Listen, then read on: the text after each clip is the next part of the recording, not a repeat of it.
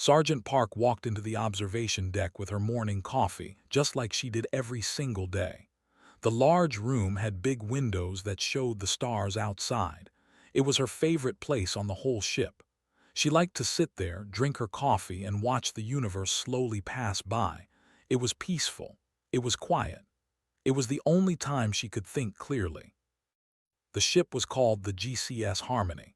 It carried diplomats and soldiers from 12 different alien species, had been working here for 3 years now. She had seen many strange things. She had eaten food that looked like glowing worms. She had listened to music that sounded like screaming metal. She had learned to bow, to nod, to shake hands with creatures who had no hands at all.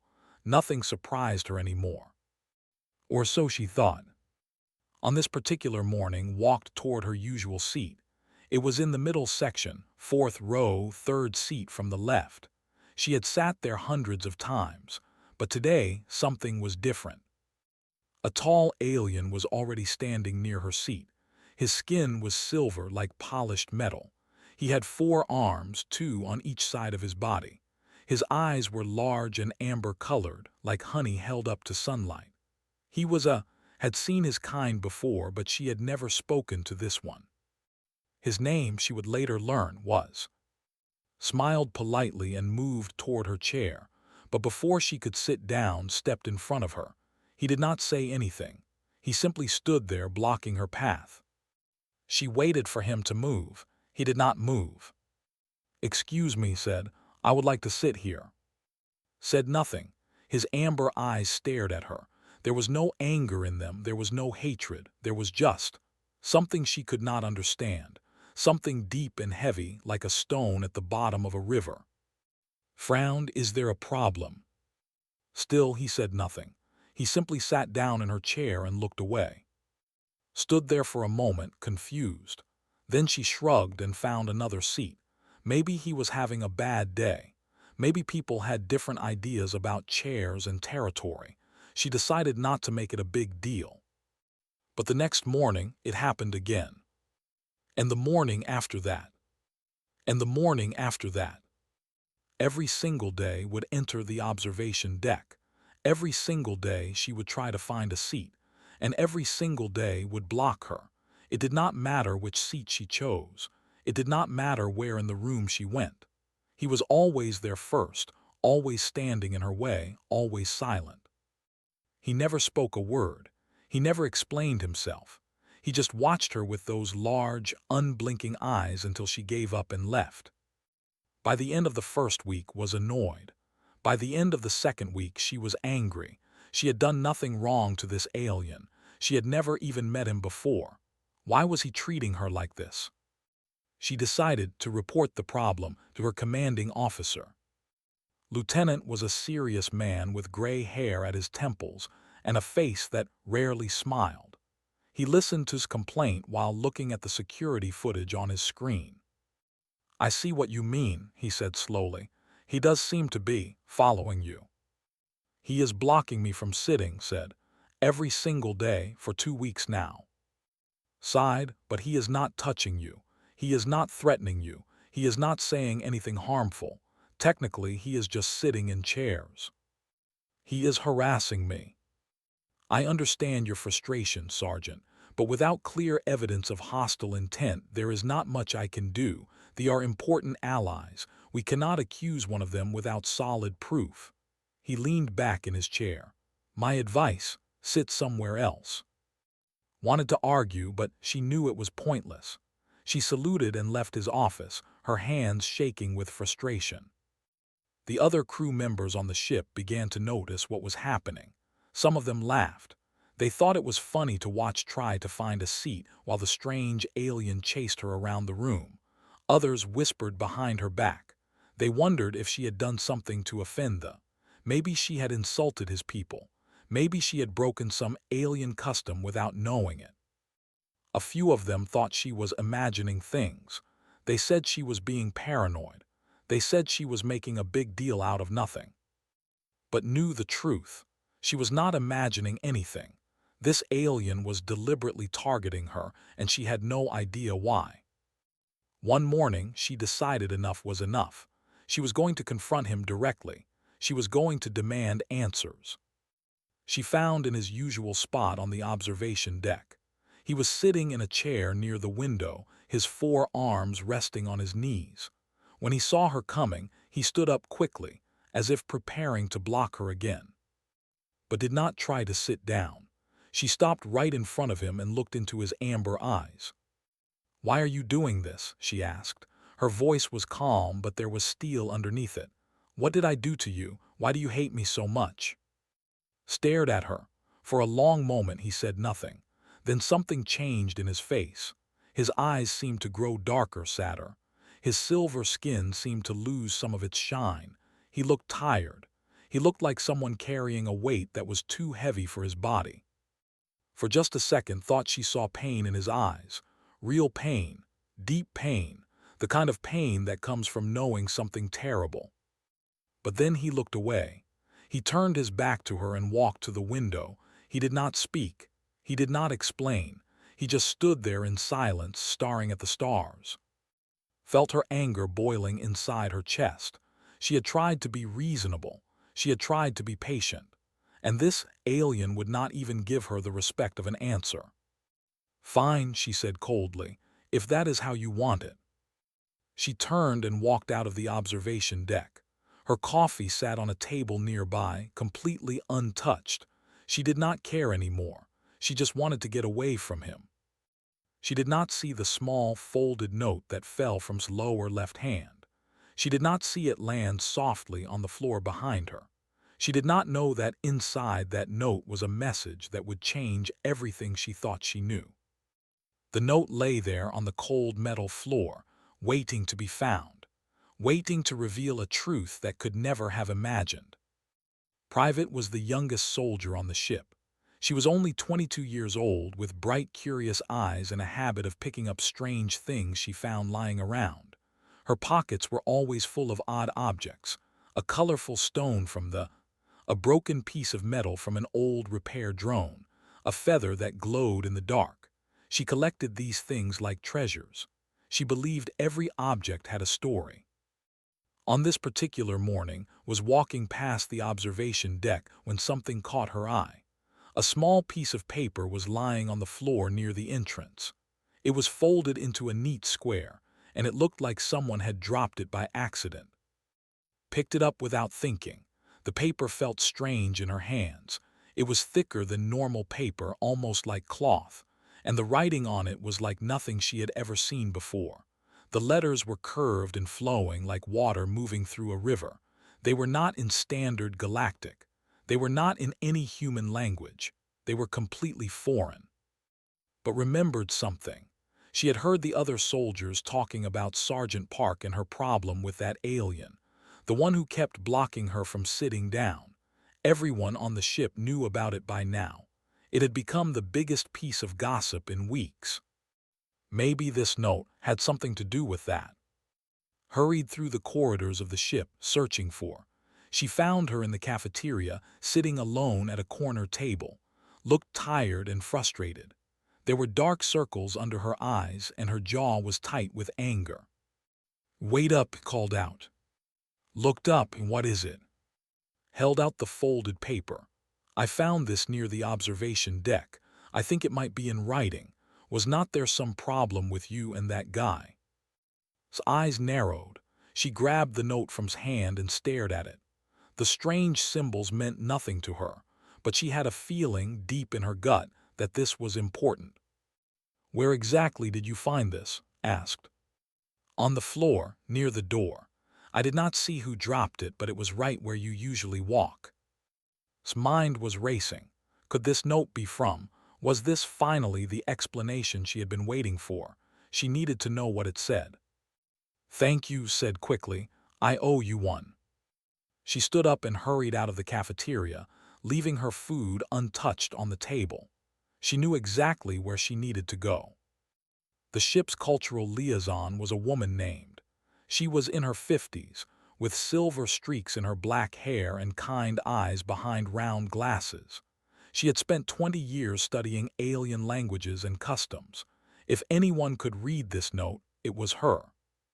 Found in her quarters.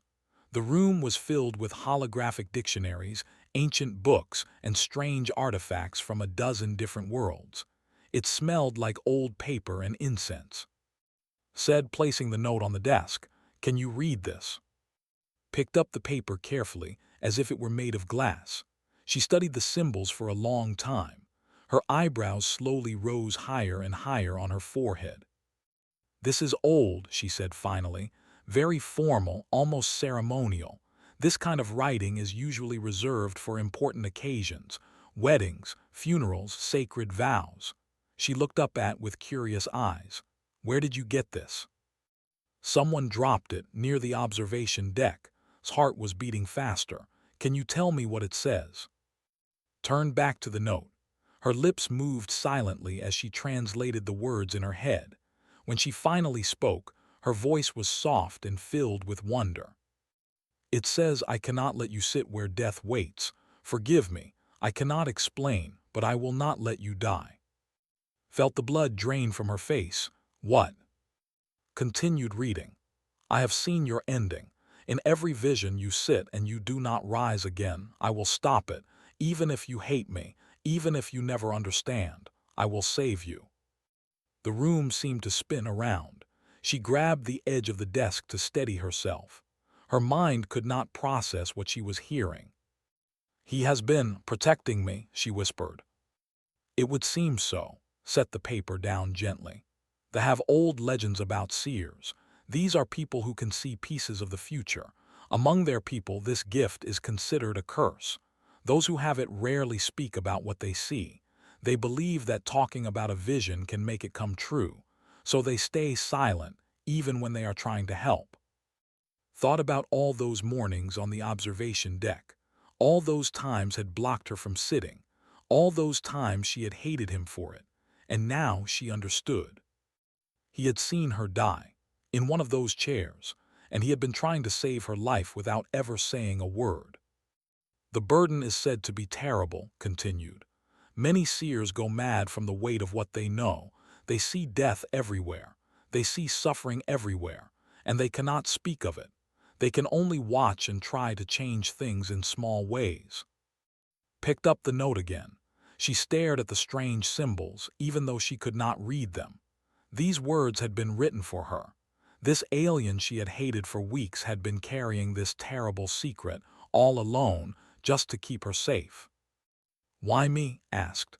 "Why would he care about saving my life? We have never even spoken to each other." Shook her head slowly. "I do not know, but do not take these things lightly. If he wrote this note, it means he was prepared to die himself before letting you find out. He was willing to let you hate him forever rather than risk speaking the truth." Felt something twist inside her chest. It was guilt, deep, painful guilt. She had been so angry. She had reported him to her commanding officer. She had complained about him to anyone who would listen. And all along, he had been sacrificing his own peace of mind to protect her. "What do I do now?" asked quietly. Smiled gently. "That is up to you, my dear. But if I were you, I would talk to him, really talk to him. He has been carrying this weight alone for too long." Nodded slowly. She folded the note carefully and put it in her pocket. It felt warm against her leg, like a small flame burning through the fabric. She had spent weeks trying to understand why this alien was treating her so badly. Now she finally had her answer, and the truth was more shocking than anything she could have imagined. Tomorrow morning she would go to the observation deck, but this time she would not try to sit down. This time she would stand in front of and tell him that she knew. She would tell him that she understood. She would tell him that he did not have to carry this burden alone anymore. The note in her pocket felt heavier than it should have. It was just a piece of paper, but it contained a truth that had changed everything. Had seen her death, and he had chosen to save her, even if it meant being hated, even if it meant suffering in silence, even if it meant never being thanked. That was a kind of love had never known before, a love that asked for nothing in return, a love that was willing to be misunderstood forever. She walked back to her quarters slowly, the weight of this knowledge pressing down on her shoulders. Tomorrow would be different. Tomorrow, everything would change. Did not sleep that night. She lay in her bed, staring at the ceiling, thinking about everything she had learned. The note was on her bedside table. She had read the translation 100 times, even though the words were burned into her memory. I cannot let you sit where death waits. Those words echoed in her head like a song that would not stop playing. She had been so wrong about, so completely, terribly wrong, and now she did not know how to make things right. When morning came, got dressed slowly. She did not bother with coffee. She did not bother with breakfast. She just walked straight to the observation deck, her heart pounding in her chest like a drum. Was already there, just like always. He was sitting in his usual spot near the big windows, his 4 arms resting on his knees. The stars outside were bright and beautiful, but he was not looking at them. He was looking at the floor, lost in thoughts that could not imagine. When he heard her footsteps, he looked up. His amber eyes widened with surprise. He started to rise from his chair, his body tensing like he was getting ready to block her again. Wait, said quickly. She held up her hand. I am not here to sit, I am here to talk. Froze, he stood there halfway between sitting and standing, his eyes filled with confusion. He did not know what to do. This was not how things usually went. Pulled the note from her pocket, she held it up so he could see it. I know what this says, translated it for me. The change in was immediate. His silver skin seemed to grow pale, if that was even possible. His amber eyes went wide with fear. His 4 arms dropped to his sides, and his lower hand started to shake. You were not supposed to see that, he said. His voice surprised. It was deeper than she had expected, richer, but it was also tired, so very tired, like someone who had not slept properly in years. I wrote it in case something happened to me, continued. His voice was barely above a whisper. In case I died before I could stop it. I wanted someone to understand why I did what I did. Stop what? Stepped closer to him. She needed to understand. She needed to hear him say it out loud. What did you see? For a long moment he did not answer. He just stood there, his eyes fixed on some point far away. Then he closed his eyes, and when he opened them again, they were filled with a sadness so deep that felt her heart break. Fire, he said softly, an explosion in the deck plating. You were sitting in the 4th row, 3rd seat from the left. The blast came from below. Everyone in that section was killed instantly. He paused, his voice cracking. You did not survive. Felt cold. Even though the room was warm, she felt like ice was spreading through her veins. When does this happen? Shook his head. I do not know, the visions never show dates, they only show moments, they only show death. He looked at her and his eyes were red with exhaustion. I have seen it 47 times now.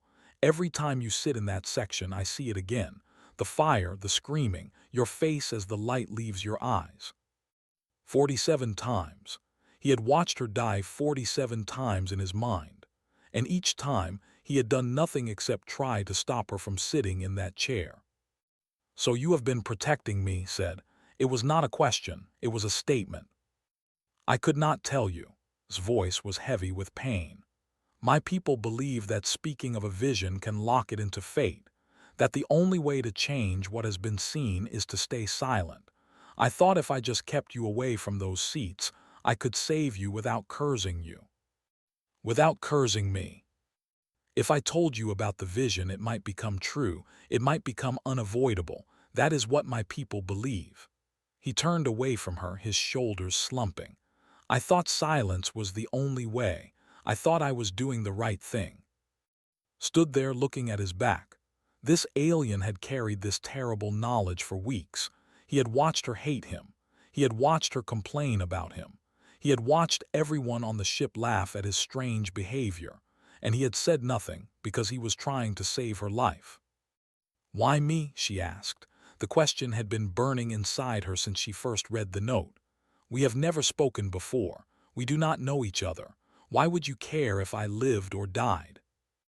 Turned back to face her, and in his eyes saw something she had not expected.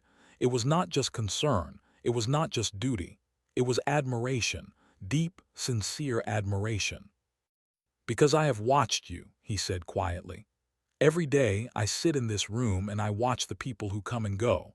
I see how they treat each other. I see who is kind and who is cruel. I see who helps others and who only helps themselves." He paused, searching for the right words. "You are different, Park.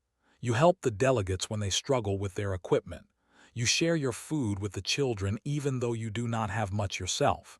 You treat every species as equal, even when others do not. You smile at the cleaning workers. You say thank you to the maintenance drones. You treat everyone with respect." His amber eyes seemed to glow in the starlight. "Among my people, such a soul is called.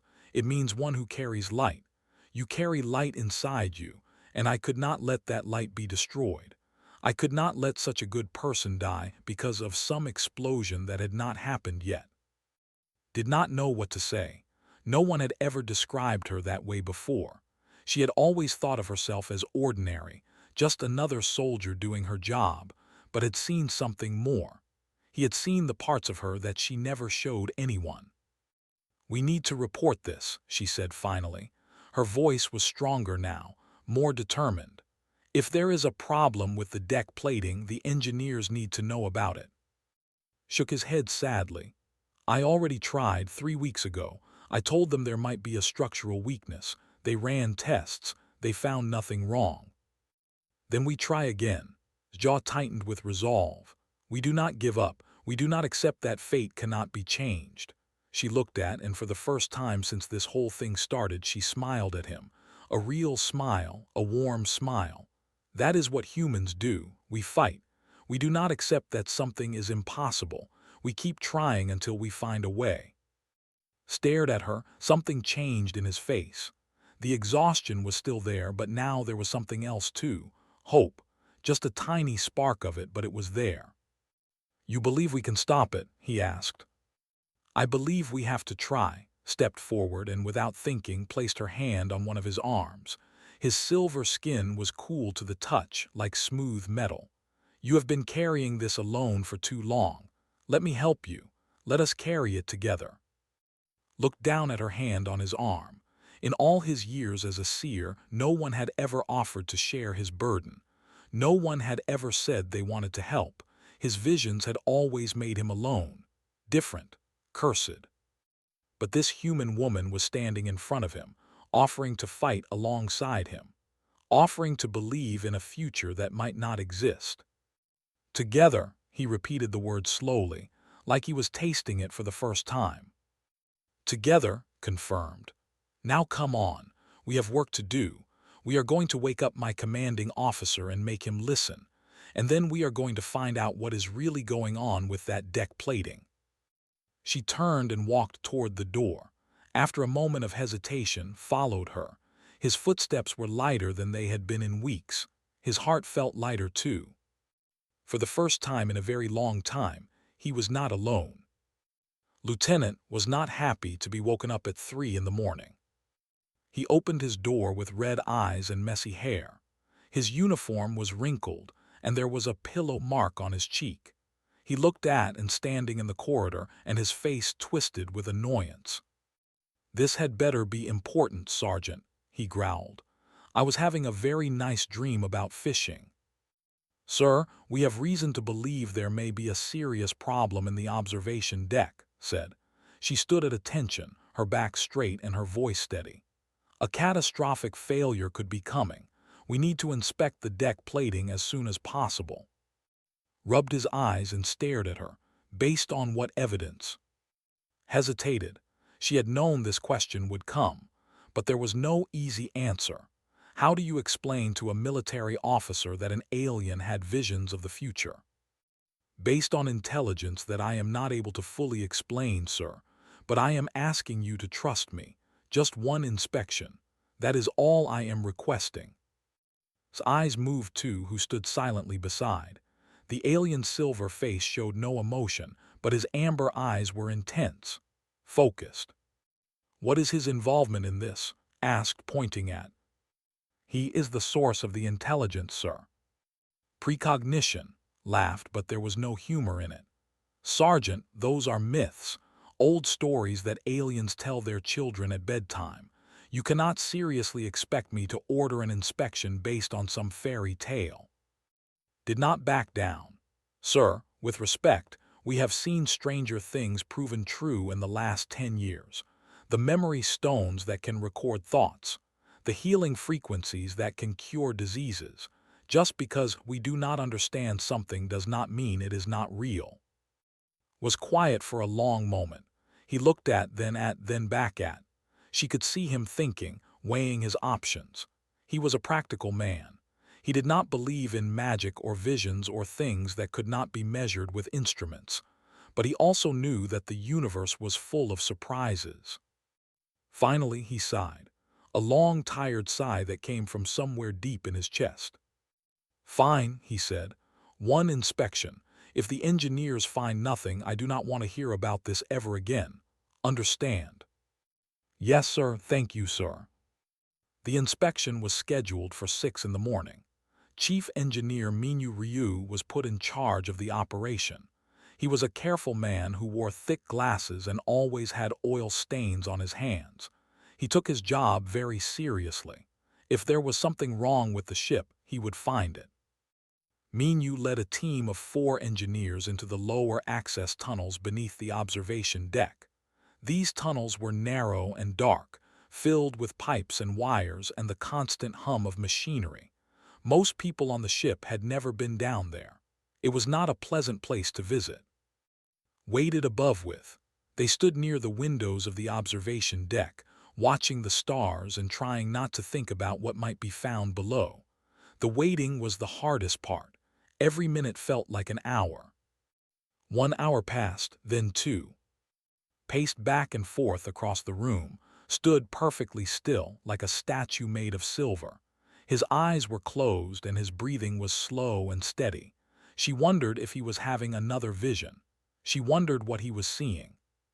Finally, the door opened. Minyu walked in and his face was white as paper. His hands were shaking. His eyes were wide with shock. Lieutenant, he said, his voice trembling, you need to see this. Had arrived a few minutes earlier. He stepped forward, his expression serious. What did you find? Minyu led them all to a display screen on the wall. He pressed a few buttons and an image appeared.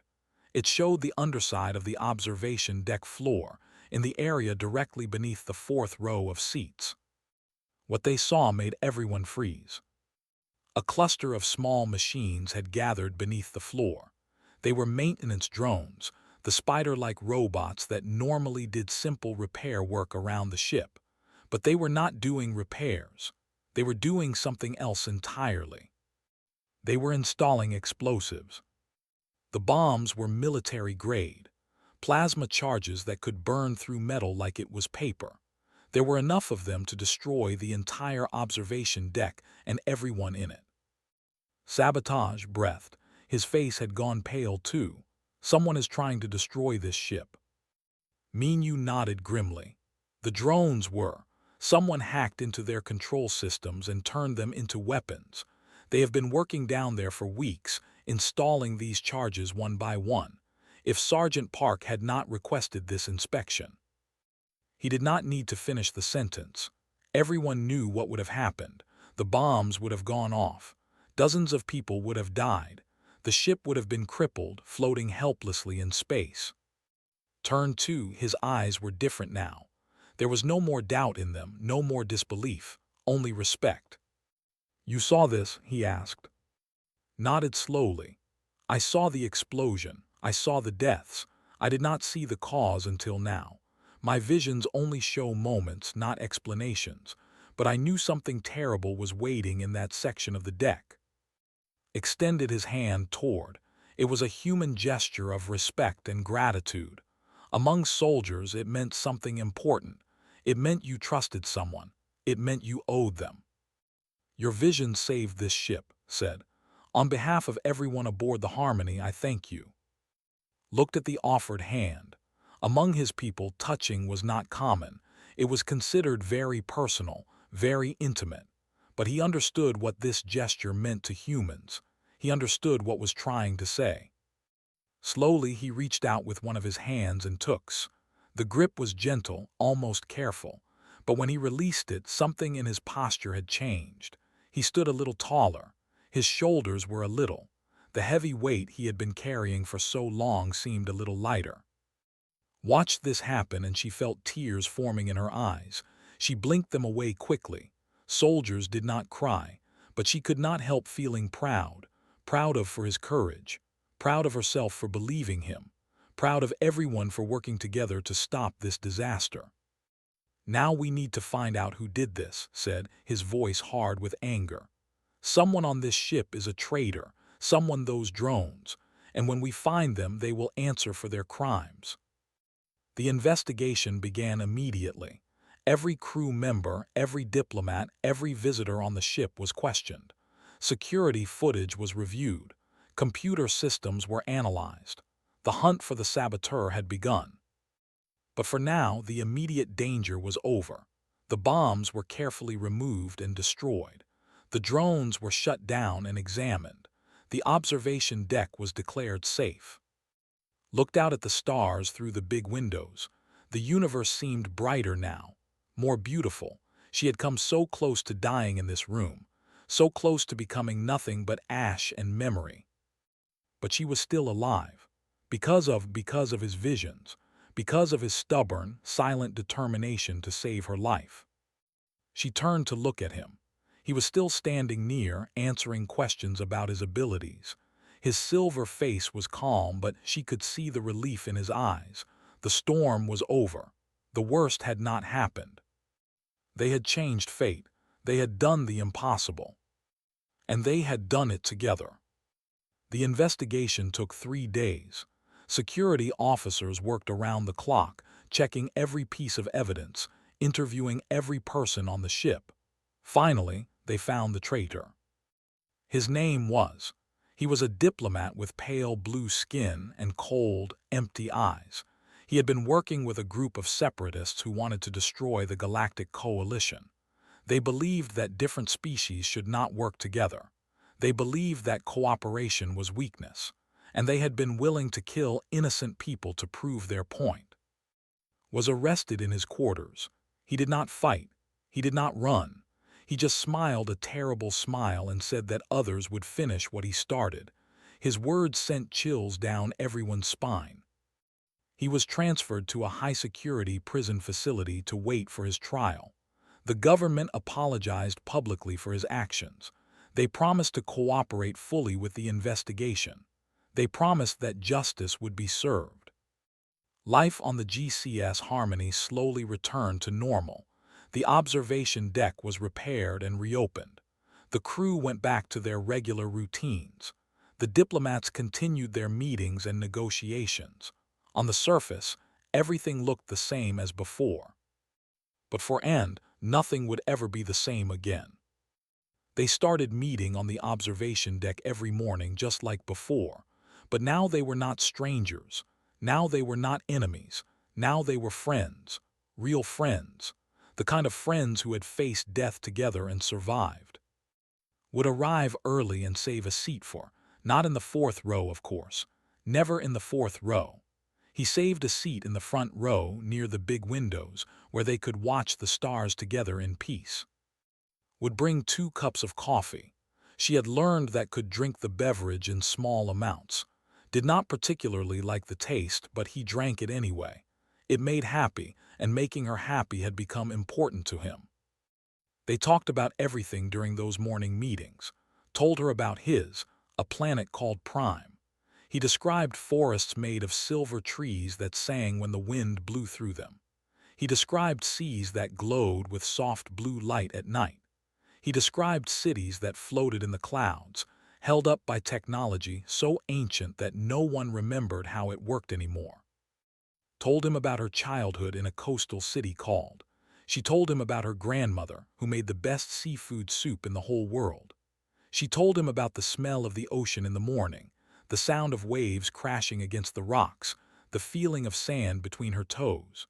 She told him about the night sky as seen from Earth, how the stars looked different from down there, how they seemed closer and more magical. They also talked about his visions. This was harder, had spent his whole life hiding his gift, treating it like a curse. But with he found he could speak freely. She listened without judgment. She asked questions without fear. She treated his ability like what it truly was, a heavy burden that no one should have to carry alone. "It is different now," admitted one morning. His amber eyes were fixed on the stars outside the window. "The visions still come, I still see death, but they do not feel as heavy as before. It is like sharing the truth with you lifted something from me." Smiled over her coffee cup. "Maybe that is what your people got wrong," she said. "Maybe silence is not the answer. Maybe the burden is lighter when it is shared." Thought about this for a long moment. "Perhaps you are right, or perhaps it is simply that I no longer carry it alone." He turned to look at her. "You changed something inside me, Park. Before I met you, I thought my gift was nothing but pain. Now I see that it can also be hope." Word of what had happened on the Harmony spread throughout the galaxy. News stations reported the story. Politicians discussed it in their meetings. Ordinary people talked about it in their homes. The tale of the seer who saved a human soldier became famous. But more important than the fame was the change that followed. Other seers began to come forward. These were people who had hidden their abilities for years, ashamed and afraid. They had believed, like once believed, that their visions were curses to be hidden. But now they saw that there was another way. Some of them joined the Coalition's intelligence services. They used their abilities to prevent disasters before they happened. They warned of attacks, of accidents, of natural catastrophes. They saved thousands of lives. Others became counselors. They helped people who had lost loved ones, using their glimpses of the future to provide comfort and closure. They told grieving families that their loved ones were at peace. They told worried parents that their children would grow up safe and happy. Became a symbol for all of them. He gave speeches. He wrote articles. He met with leaders from dozens of different species. He told them that being different was not a curse. He told them that every gift, no matter how painful, could be used for good. He told them that no one had to suffer alone. And through it all was beside him. She traveled with him to different planets. She stood with him when he spoke to crowds. She held his hand when the pressure became too much. She reminded him, again and again, that he was not alone. 2 years after the incident on the Harmony's tour of duty came to an end. She had served with honor and distinction. She had received medals and commendations. But now it was time to go home. On her last day, she stood on the observation deck one final time. Her bags were packed and waiting by the door. A shuttle was ready to take her back to Earth, back to the ocean and the sand and her grandmother's cooking. Stood beside her. He was silent, just as he had been on the day they first met. But the silence between them now was different. It was comfortable. It was warm. It was the silence of two people who understood each other completely. "I will miss this view," said softly. The stars outside the window seemed brighter than usual, or maybe that was just her imagination. "You can always come back," said. "The stars will still be here, and so will I." Turned to face him. Her eyes were bright with tears she refused to let fall.